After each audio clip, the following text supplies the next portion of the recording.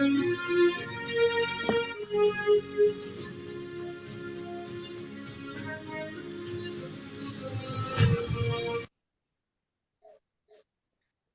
के एक मोर्चे पर आजाद हिंद सरकार की सेना भारत भूमि में प्रवेश कर चुकी है। कोहिमा, पलेल, लामू, तिरदिम और आसाम की मणिपुर रियासत का बिशुनपुर ग्राम भी जीत लिया है। 2000 वर्ग मील क्षेत्र भारतीय सेना के अधिकार में आ चुका है। भीषण युद्ध हो रहा है। इम्फाल कोहिमा सड़क पर अधिकार करके इम्फाल को चारों तरफ से घेर लिया है। कोहिमा के दुर्गम पर्वतीय वनों से घिरे हुए मोर्चे पर एक टुकड़ी अग्रिम चौकी की रक्षा कर रही है। टुकड़ी के कुछ सैनिक बातें कर रहे हैं। ए वतन हमको तेरी कसम, तेरी राहों में जान भी लुटा जाएंगे। फूल क्या चीज है तेरे कदमों पे हम बैठ अपने सरों की चढ़ा जाएंगे। भाई सुभाष, कुछ भी हो, अपनी लड़ाई तो अपनी ही होती है। देखो ना, जब हम अंग्रेजों की तरफ से बगदाद भेजे गए थे और साइप्रस की रक्षा का भार भी हमें सौंपा गया था, तब हमें कितना भय लगा रहता था। अरे, उस समय तो हमारी टुकड़ी में बस हर समय यही प्रार्थना करते रहते थे कि किसी तरह सही सलामत एक बार भी घर पहुंच जाए, इस अंग्रेज सेना का नाम भी न लें। मगर अब भी हम ही हैं। अब तो हजार मुसीबतें उठा के भी यही कोशिश की जाती है कि किसी तरह मोर्चे पे मोर्चा जीते हुए घड़ी की चौथाई में दिल्ली पहुंच जाएं। हाँ, अब तो भाई दिल्ली पहुंचने के लिए बेताब हो चुके हैं। मगर क्या बताएं, अगर अंग्रेज फौज की तरह हमारी फौजों को भी हवाई जहाजों और गोला बारूद की सुविधा होती तो अब तक तो दिल्ली दूर नहीं होता और बहुत कुछ काम हो गया होता।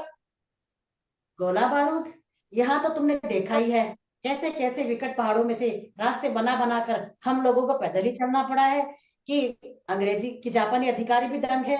भला उनकी और अंग्रेजी सैनिकों की हिम्मत थी कि ऐसे पहाड़ी क्षेत्रों में वनों को काट काट कर रास्ते बना सकते हैं। हरगिज नहीं, हमारे जैसा जज्बा भला कहीं और है।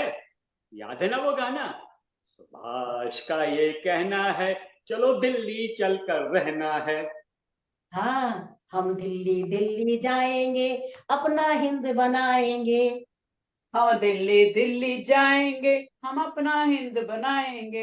भाइयों, मैं तो कहता हूँ अगर अब भी हमें जापानियों से गोला बारूद, लारियों और जहाजों की सहायता मिल जाए तो हमारा दिल्ली चलो का स्वप्न पूरा हो जाए। रुपए से तो चूंकि भारतीयों ने करोड़ों की सहायता की और हमारी आजाद हिंद फौज की शक्ति नित्य बढ़ती जा रही। आजाद हिंद सेना को कई देशों ने स्वीकार कर लिया है। कुछ भी कहो, मेरा तो अब ये दृढ़ विश्वास है कि अब अंग्रेजों का भारत में टिकना संभव नहीं है। वह कैसे सुभाष?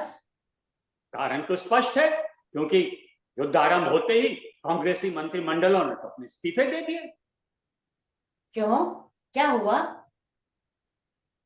वे नहीं चाहते थे कि अंग्रेज गुलाम भारत को उसकी इच्छा के विरुद्ध इस युद्ध में घसीटे। मगर सुनता कौन था? अंग्रेजों ने भारत की ओर से एक तरफा युद्ध की घोषणा कर दी और फिर तो लाखों रुपए का भारतीय माल और सैनिक मोर्चों पर भेजे जाने लगे। अरे भाई, इससे तो अंग्रेजी सैनिकों की हिम्मत बढ़ी है, घटी क्या? अरे मगर फिर देखो ना, अंग्रेजों से जब कांग्रेस का समझौता ना हो सका तो सुनते हैं महात्मा जी ने सत्याग्रह का ऐलान कर दिया। और फिर तो हम सबने देख ही लिया है कि किस तरह कांग्रेस ने भारत छोड़ो का जारी किया और किस तरह उसको जबरदस्त समर्थन मिल रहा है। इससे तो अंग्रेजों की पोजीशन बिल्कुल गिर गई है। वाह, खूब कही। मैं कहता हूँ जब से भारत में यह आंदोलन शुरू हुआ है और देश के बड़े बड़े नेता गांधी जी, सरदार पटेल, मौलाना आजाद, जवाहरलाल नेहरू, जयप्रकाश नारायण आदि पकड़े गए हैं, तब से भारत की जनता पूरी तरह विद्रोही हो गई है। अच्छा, तो फिर क्या खुल्लम खुला लड़ाई हुई है? अरे इससे भी अधिक जनाब, हजारों तार के खंभे उखाड़ दिए गए, सैकड़ों मील लंबी रेल की पटरियां गायब कर दी गई, सरकारी खजानों को लूट लिया गया, सरकारी इमारतों को फूंक दिया गया और कितने अफसरों की हत्याएं कर दी गई। सो अलग बलिया और सतारा में तो जनता के समानांतर सरकारी तक कार्य करती रही और सबसे अधिक क्रोध तो थानों और कचहरियों पर उतारा गया था। गड़बड़ तो कुछ दिन बहुत जोर से चलती रही होगी। अरे जनता का करेंसी पर से विश्वास उठने लगा है। सुना है बैंकों में नोट बनवाने वालों की भीड़ लगी रहती है। हाँ, और अभी भी तो भारी गड़बड़ चल रही है। सुना है नेताजी के बंगाल को इन अंग्रेजों ने तो भूखों मार दिया है। जी हाँ जनाब, बंगाल में तो इतना भीषण अकाल पड़ा है, सुनकर रोंगटे खड़े हो जाते हैं। एक तरफ 30-40 लाख आदमी तड़प तड़प कर मर गए और दूसरी ओर मुस्लिम लीग मंत्री और पूंजीपति करोड़ों रुपए डकारते रहे। अन्न गोदामों में पड़ा सड़ गया मगर भूखों को नहीं दिया गया। जब नेताजी को पता चला तब उन्होंने कुछ हजार टन चावल पोशीदा तौर पर भारत पहुंचाया था। बड़े बड़े अत्याचार किए हैं इन अन्यायियों ने हमारे देश पर। ईश्वर ने चाहा तो इन सब का बदला शीघ्र लिया जाएगा। अरे कैप्टन साहब, जय हिंद। जय हिंद। जय हिंद। कैप्टन, आपके पास आया कोई आदेश? अब हमें अपने राशन की चिंता करनी होगी।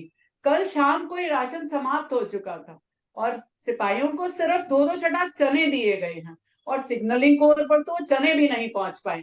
शत्रु ने उनसे हमारा संबंध विच्छेद कर लिया है और आज भी भीषण आक्रमण की आशंका है। चिंता की कोई बात नहीं। उसके लिए भी जाबाज सेना के अधिकारियों से परामर्श करके योजना बनाई गई है और कार्य आरंभ कर दिया गया है। हम भी राशन के प्रति सचेत हैं, फिर भी हमें अपने कर्तव्य पर ध्यान रखना चाहिए। क्या आप लोगों को उस दिन नेताजी को दिया हुआ वचन याद नहीं रहा? कौन सा वचन कैप्टन? यही के चाहे भूखों मर जाएं, शरीर के टुकड़े टुकड़े हो जाएं, मगर कदम पीछे नहीं हटाएंगे, देश से गद्दारी कभी नहीं करेंगे। कैप्टन रणवीर सिंह, मेरी भी नसों में वही राजपूत खून है जो आपकी नसों में है। मैं अब भी कई दिनों तक लगातार भूखा प्यासा रहकर लड़ सकता हूँ और नेताजी के आदेश की अवहेलना वो तो इस राजपूत से जान देकर भी नहीं होगी। अरे इतना नाराज क्यों होने लगे जवान? मुझे तुम्हारी बहादुरी पर कोई शक नहीं है। मैं तो तुम्हें एक सच्चा देशभक्ति मानता हूँ।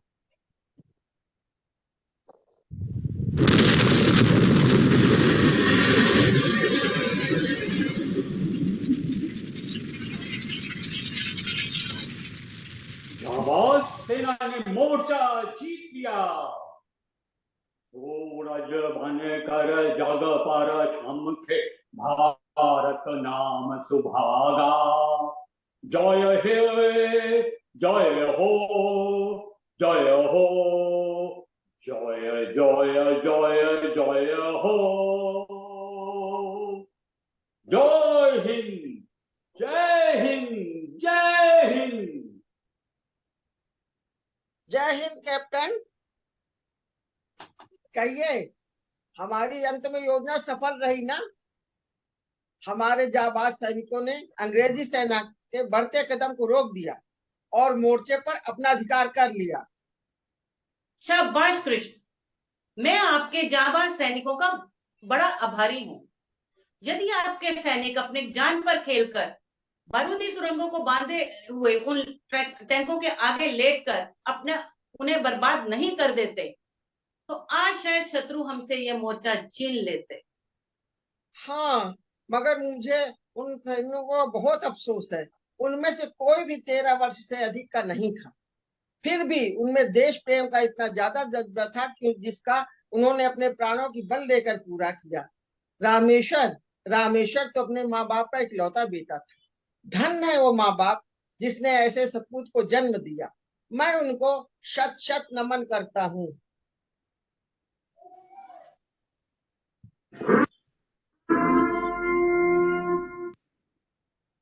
साथियों, अभी के लिए खतरा टल गया। आजाद हिंद सेना का एक मोर्चा, सायंकाल का समय है। कैप्टन रणवीर सिंह अपने कैंप में कुछ सैनिकों से बातें कर रहे हैं। साथियों, खुशी की बात है कि हमने मोर्चा जीत लिया, किंतु हमारी सतर्कता में कमी नहीं आनी चाहिए। अरे समाचार का समय हो गया, रेडियो लगाओ। यह आजाद हिंद सेना का रेडियो है।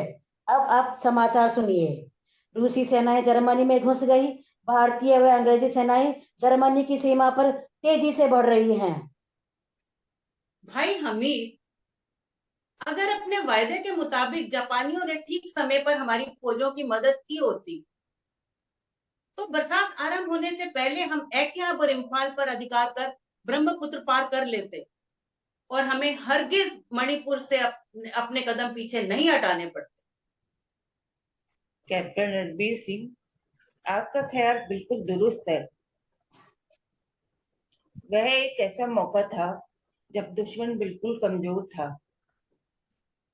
हमारी सब खबरें बाकायदा हमारे मुल्क में पहुंच रही थी और हमारी सब खबरें हमारे मुल्क में बाकायदा पहुंच रही थी। अंग्रेजों के खिलाफ हमारे मुल्क में जबरदस्त नफरत फैली हुई थी। लोग मुल्क में हमारा बेसब्री से इंतजार कर रहे थे और अब फिर ऐसा वक्त आना मुश्किल है। हाँ, मैं समझता हूँ कि नेताजी का वह सुनहरी स्वप्न आसानी से पूरा होता दिखाई नहीं दे रहा। जय हिंद। कैप्टन साहब, आपके लिए पत्र है। जय हिंद।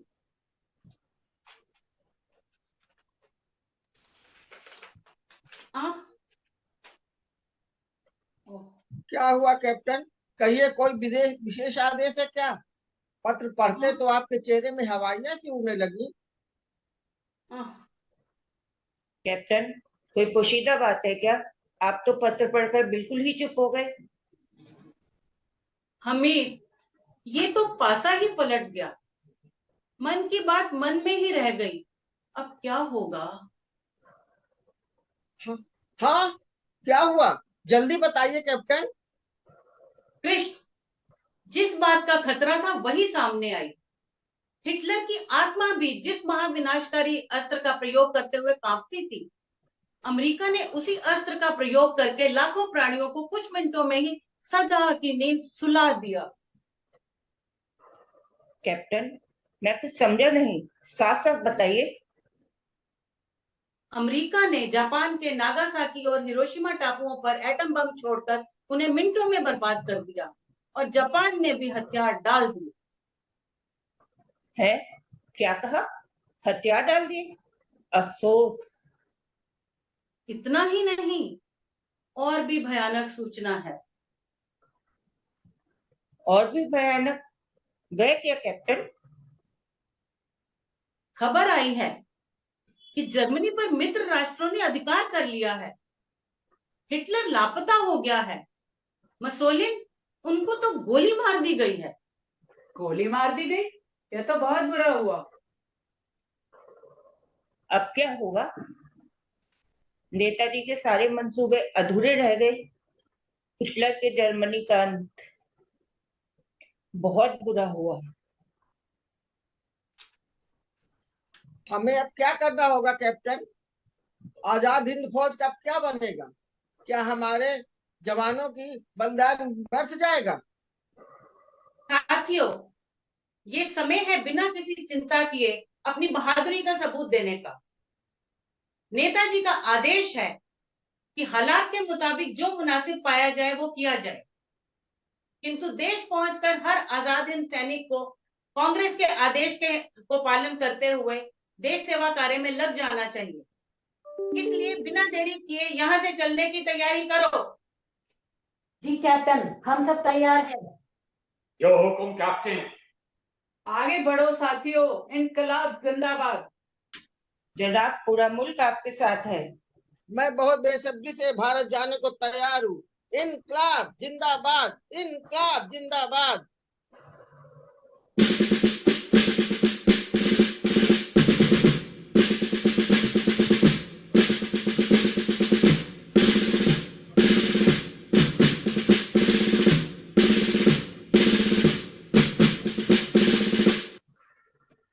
कदम कदम बढ़ाए जा, खुशी के गीत गाए जा, ये जिंदगी है कौम की, तू कौम पे मिटाए जा। कदम कदम बढ़ाए जा, खुशी के गीत गाए जा, ये जिंदगी है कौम की, तू कौम पे लुटाए जा। जय हिंद। जय जय हिंद। पात्र परिचय। पहला सैनिक अरुणा महेश्वरी, दूसरा सैनिक सुभाष जोशी, तीसरा सैनिक सुनीता दुआ, captain Ranveer Singh, Neelam Sharma, commander crush Gita Manoj, सूबेदार हमीद अनुपमा अग्रवाल। जय हिंद।